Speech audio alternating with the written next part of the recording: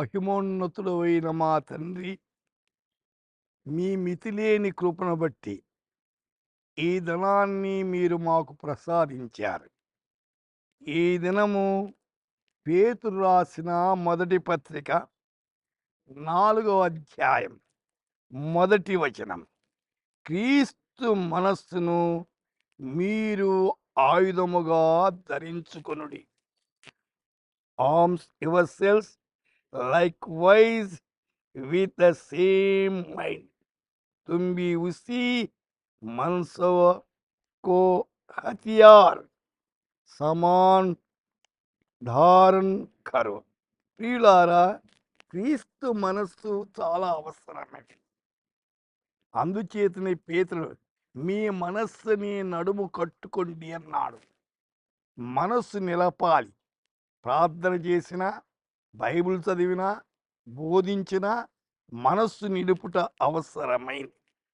యోబు 40వ అధ్యాయం 9వ వచనంలో దేవునికి కలిగి ఉన్న బహుబలము నీకు కలదా?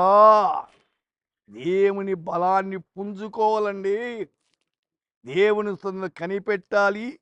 దైవ బలాన్ని పొందాలి.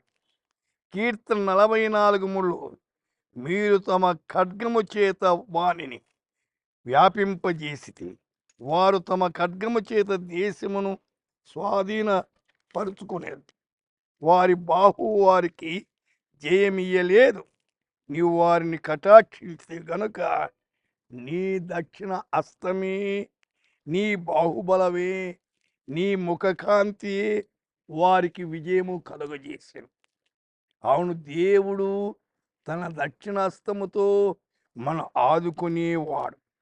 రోమా 8:9 దేవుని ఆత్మ మీలో నివసించిన యెడల మీరు ఆత్మ స్వభావం కలవారే కానీ శరీర స్వభావం కలవారు. సోదరి సోదరుడా, ఆత్మచేత శారీర క్రియలు చంపండి. శరీరానుసారంగా జీవించాలంటుంది. ఆత్మానుసారంగా జీవించాలి. మీరు ఈ దినం ఆత్మానుసారంగా జీవించి దేవుని ఆశీర్వాదాలు పొందండి. దేవుడు మిమ్మల్ని దీవించునుగాక. ప్రార్థన చేద్దాం. ప్రేమ కలిగిన తండ్రి, మా శ్రోతలంతా వారి మనస్సు మీ మీద ఉంచి మీ నామానికి మహిమకరంగా జీవించేదానికి కృప దయచేయమని యేసు నామమున ప్రార్థిస్తున్నాము తండ్రి. ఆమేన్.